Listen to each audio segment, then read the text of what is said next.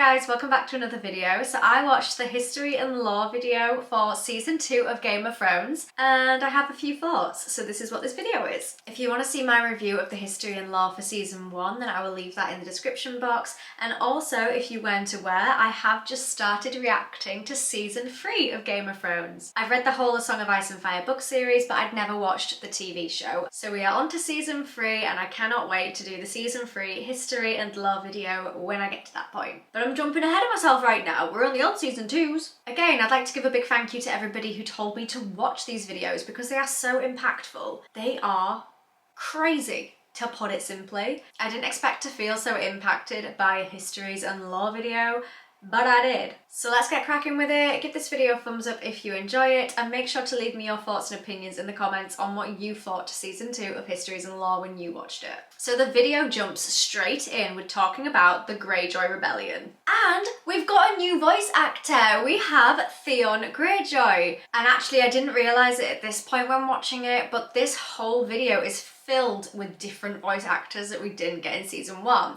I suppose that is partially because the majority of the voice actors in season 1 are now deceased. Cough Robert Baratheon, cough Viserys Targaryen. So it was actually nice to get some different voice actors, switch it up a bit. But what is dead may never die. I quite liked Theon Greyjoy's voice. I said this in my season 1 review as well, but I really like that the actors use first person. So Theon Greyjoy was a great example of that. He was saying things like, my brother did this. It just makes it feel a little bit more real, like the characters are actually embedding themselves into the history and lore. It's not just the voice actors reading it out. It's as though like the characters are actually real and are telling us about their past. I love that from these videos. The way that he says, I was my father's only living heir, hurts even more when you realise how terribly his father treats him. I was now my father's only living son and heir to the Iron Islands. Also, I absolutely love the illustrations in this Histories and Lore video. They are slightly different to the design work in season 1's, which I was surprised to see. However, I just think they're beautiful. They're the type of illustrations that you just want to see displayed on your wall. There's room right there for a really nice portrait of something behind me. I also really liked how Theon Greyjoy's retelling of the rebellion helps us to see how he ended up with the Stark children in the first place, but from his perspective. It was nice to kind of see his journey leading up to him being at Winterfell. Next up, we move on to Catelyn Stark, talking about the creepy AF castle of Harrenhal. I had no idea that it was named after King Harrenhal. How did I not know that there was a king that Harrenhal was named after? Did anybody else know this? Am I just being dumb? How did I not know this? So I learned something new. She talks about the dragons and how the high walls meant nothing to dragons because they can fly. Oh, I do love me some dragons. But Harren learned that the tallest and thickest walls meant little to dragons, for dragons fly. And it talks about how the castle yielded to Aegon. And she said a really cool fact about how every family to hold Harrenhal after that point had their line extinguished there. That's just really cool, and it also ties into the creepy elements of Harrenhal. Let's be honest, it is cursed. I would not want to live there. I would not step foot there, not once. You are ballsy if you would. I am not ballsy. And so Catelyn does talk about the spooky tales, the cursed land, ghosts. It was basically like a spooky ghost story, you know, where Catelyn's just got a torch, lighting her face up with the glow of the campfire. We're all sat on tree logs and we're all talking about spooky ghost stories. That's the kind of vibe I was getting from that. I don't know if that's the vibe that was intended, but that is what I got. Next, we move on to the section of House Greyjoy, which had Theon Greyjoy again and his sister, Yara.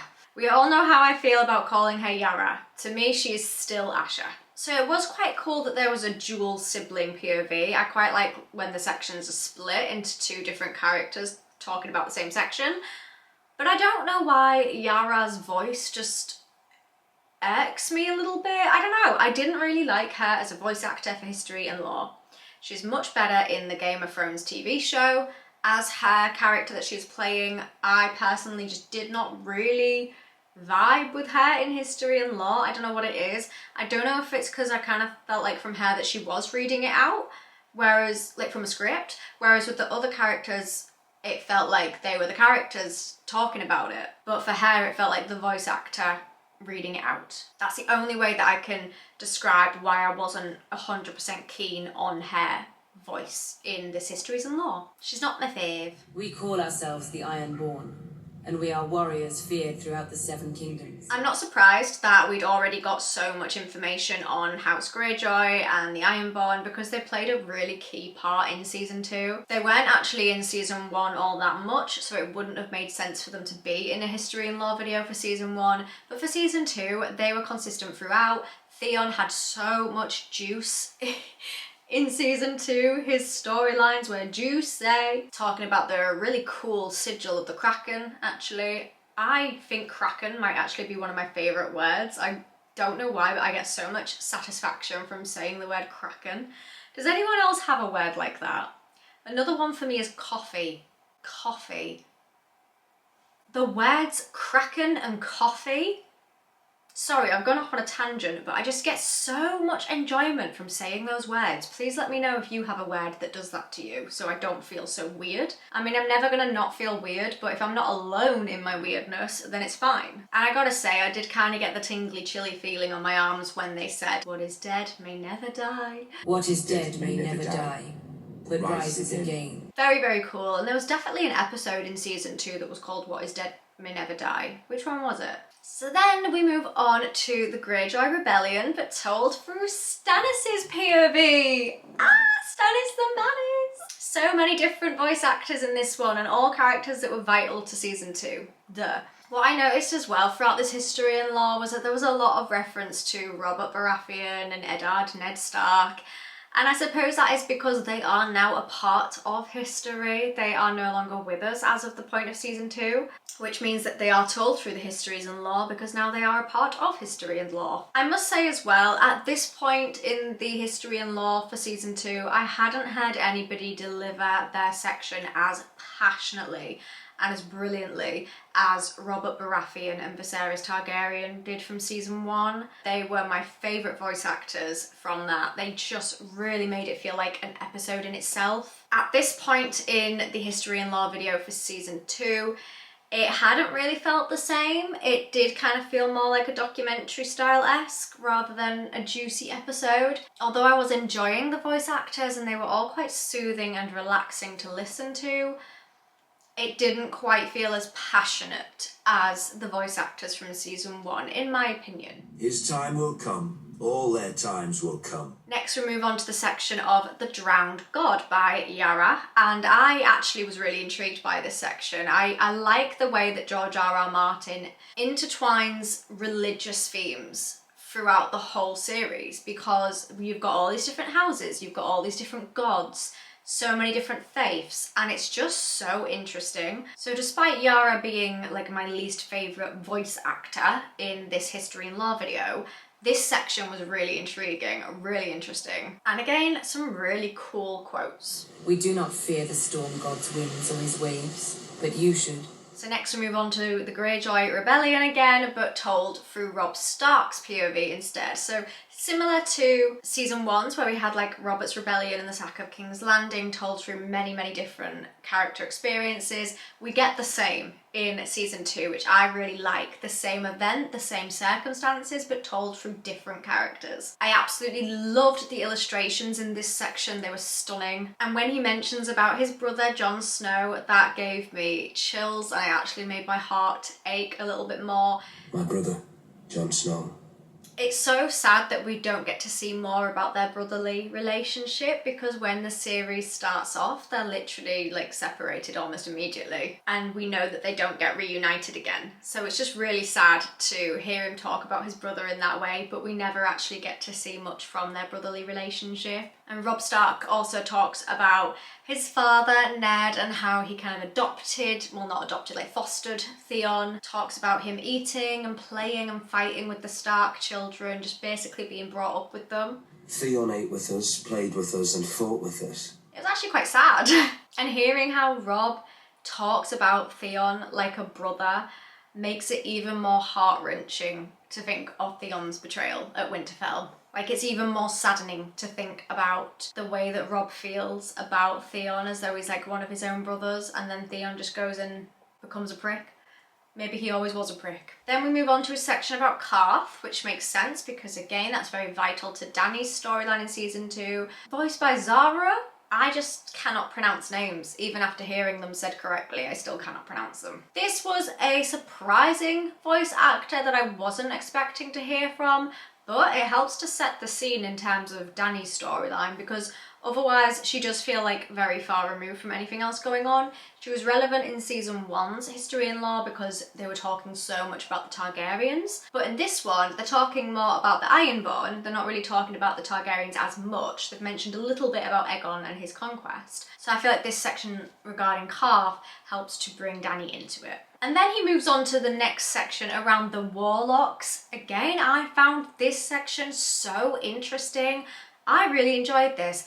Possibly one of my favourite sections of the whole history and lore for season 2. The warlocks truly were mighty, or so they would have us believe. It was just so mysterious and magical and whimsical, and the really magical elements have always intrigued me about Song of Ice and Fire. And he's talking about how the warlocks have very little influence on Karth's politics and they mainly stay in the House of the Undying, but he mentions that there's no doors or windows, so they cannot get in, they cannot get out, and he discusses the mystery that no one really knows what it is that they do inside. I just found this such a cryptic section and I really enjoyed it. But should the warlocks' vaunted magic ever return, that would be a dangerous day for Karth. Then we move on to the Free Cities by Jorah Mormont, another POV that I wasn't expecting to hear from. So that was a nice surprise. Again, quite a nice relaxing voice. There's also some brilliant illustrations in this section. Better men than I have learned that what a man sells for gold, he can never buy back. He must earn it by fire and blood. But at this point, I was kind of wondering, why are we not getting a section voiced from Daenerys Targaryen? We've got Jorah Mormont, we've got the other guy's name that I cannot pronounce. So we're getting people who are currently in that region to voice sections. I was wondering why we're not getting one from Dany. We also didn't get one from her in season 1 either. So I'd be interested to see if in upcoming seasons she's able to voice some sections. Somebody was kind enough to let me know in one of my previous videos that the actress Emilia Clarke for Daenerys Targaryen was actually undergoing some health difficulties during the filming of seasons 1 and 2. So maybe asking her to come back and do bonus content after she's filmed season 2 might have been a bit much if she's going through some very difficult things within her personal life regarding her health. It probably wouldn't have been fair to have asked her to then do extra bonus content. So that is a very valid reason as to why she may not have voiced anything for these history and lore videos. So then we move on to a cluster of sections regarding Robert's Rebellion again. So I think we get like 4 sections in a row, voiced by different actors again. But what's different to this one compared to season 1's is that in season 1 we had the actors who were directly involved in what was going on during Robert's Rebellion. In this one for season 2 we get characters that are not initially directly involved in what happened at King's Landing. These are more like the characters that were on the sidelines who were off doing different things in different locations at the time, which I found very interesting. I really like this section. This was a good addition because it's like a really major main event, but we're hearing about what the other characters who were not directly involved in it were up to. So first we hear from Stannis. So Stannis talks about his experience of being sent to go and get Viserys and Daenerys. However, they'd already fled into exile across the sea. They were obviously the last surviving Targaryen children. And so then Stannis talks about how he was stripped of his rights and his lands and they were given to Renly instead. The way that he says some of these quotes, man, oh me gilly gosh, they hit hard. I will show them. Fury burns. And then very surprisingly we move on to Catelyn talking about what she was up to during that time. So she starts off with talking about her Tully morals. She talks a little bit about Peter Baelish. She also surprisingly mentions a lot about her first love, Brandon Stark. She talks about how she loved Brandon Stark like how Peter Baelish loved her. Got a bit of a love triangle going on. She mentions about her grief upon hearing about Brandon's death, and she's basically talking us through how she ended up getting married to Ned in the first place.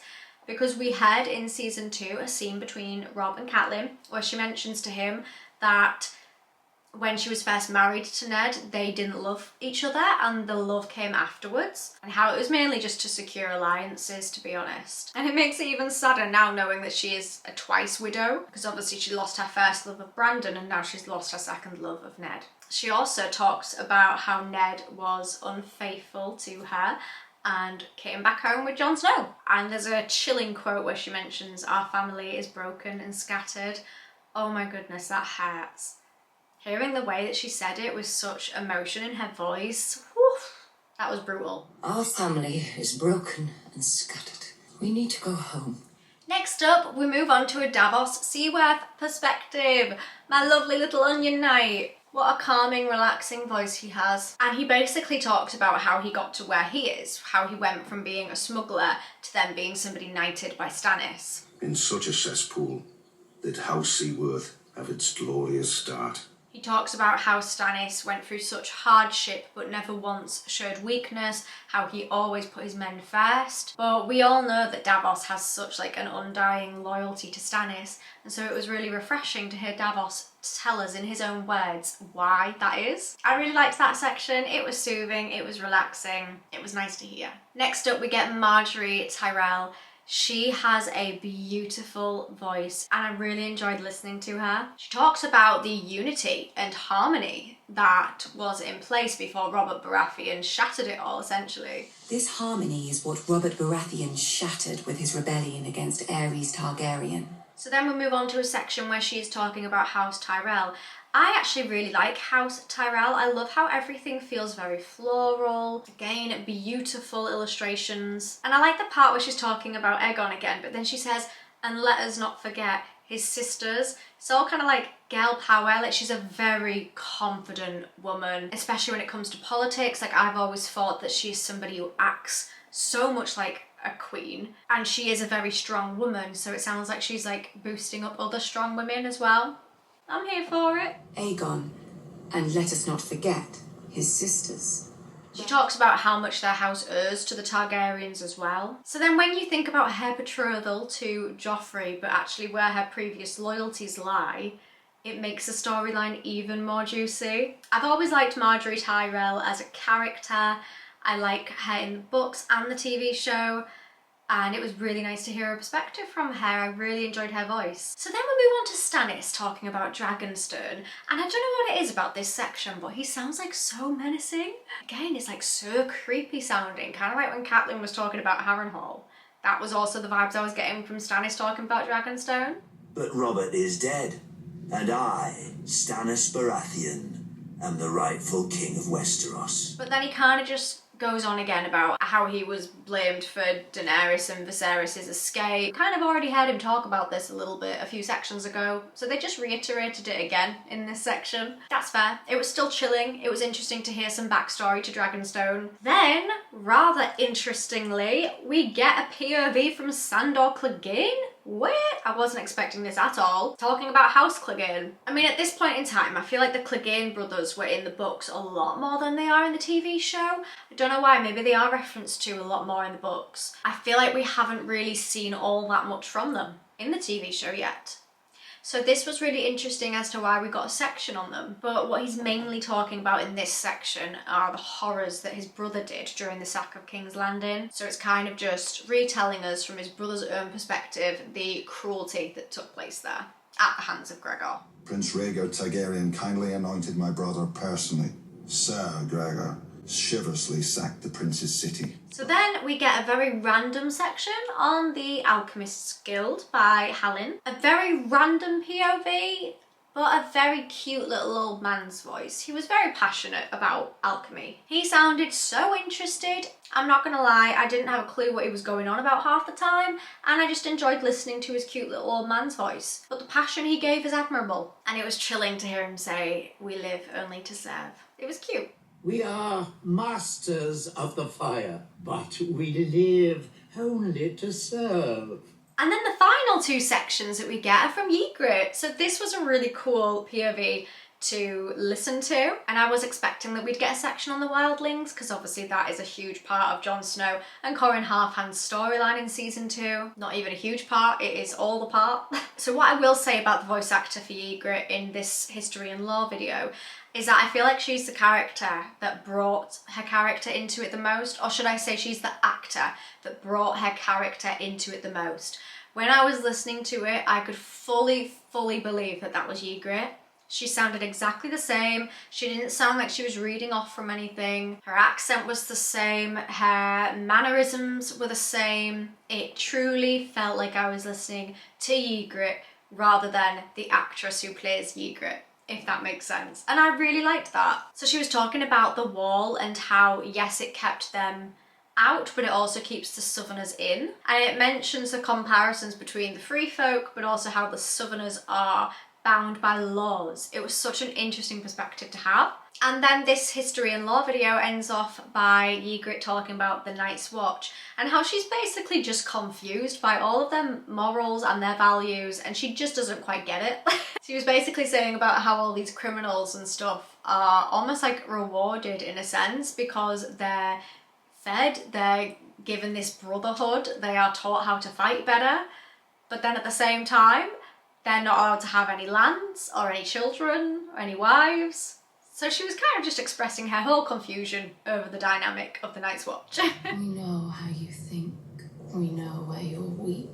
Watch for us from your wall if you like. So that is the histories and lore in a nutshell and my thoughts on all the different sections. And now I'll just conclude this video with giving like my overall general opinions on it.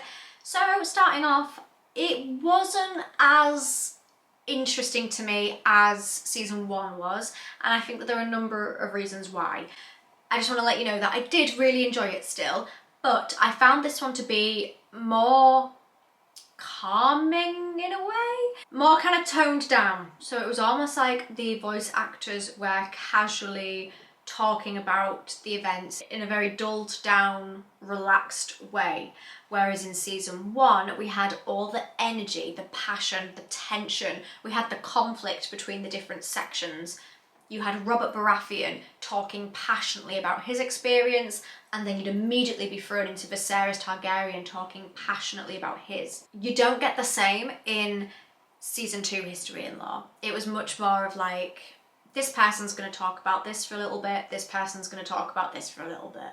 It wasn't quite as action-packed or as high energy as the first one. So I suppose it depends on whether you like the tension, the emphasis, the energy from season 1's, or if you like the slower, relaxed, calming vibe from season 2's. Another reason why it wasn't as intriguing to me as season 1's was because a whole part of it is based on House Greyjoy and the Ironborn, and they're just not my favourites. But that is personal preference, that's nothing to do with the history and laws. It was very important that House Greyjoy were talked about because we met Yara, Asha, in season 2. Theon has a big storyline. I mean, he goes back to visit his family, gets rejected by them, comes back to Winterfell, we've got the betrayal there. We needed to hear about Theon's upbringing, that was so important. And I love the part where Robb Stark was also talking about that. So I think it's more of the fact that it was very necessary that House Greyjoy were talked about a lot, but they're just not my favourites. I liked that the characters were so different from season 1's, probably because half of season 1 characters are dead by now. But I really liked that we had some different characters in this one. Switched it up a bit, you know? And there was a lot of people that I wasn't expecting. Some of them felt kind of random, but it was cool. I liked how we referred back to Robert's Rebellion again, but just from perspectives of characters that were not directly involved in the main events. I thought that was a nice touch. Loved all the stuff going on about the Warlocks, that was cool. I just felt like it lacked the passion and the energy from the season 1 history and lore video, but it was still really interesting. I enjoyed it, it was a nice watch. This one just felt a little bit more like a documentary with the characters reading out sections, whereas the first one felt like an episode in itself. And I think overall, my favourite voice actors from this season's history and lore video is Marjorie Tyrell and Davos Seaworth. Davos has the most calming and relaxing voice, it put me at ease, and his sections are so powerful. The part where he was talking about why he is so loyal to Stannis, it honestly just warmed my heart. It was lovely to hear. And then I also found Marjorie's sections so intriguing, so exciting, and hearing about where her loyalties lie too just adds a little bit of juiciness. So those are my opinions on the season 2 history and lore video for Game of Thrones. What did you think when you watched it? And also, did you prefer season 2's to season 1's or vice versa? What was your favourite? So far season 1 has definitely been my favourite, but I've only watched 2 of them. Leave me your thoughts and opinions in the comments below, and give this video a thumbs up if you enjoyed it. If you like my content and you want to see more from me, then please subscribe because it's free and it means that you'll see my videos easier. I also just want to give a huge shout out to the Dragon Riders who are supporting my channel. Thank you so much, it means the world to me. You are so appreciated. If you'd like to have your name featured in my videos like this one, then please consider becoming a Dragon Rider, or if you'd like to support the channel in any way, then please check out the channel memberships. Thank you so much for watching this video, I really appreciate it. Don't forget to check out the Game of Thrones episode by episode reactions on my channel coming each week. I will see you next time, or rather you'll see me, and I hope that you have a wonderful rest of your day. Bye for now.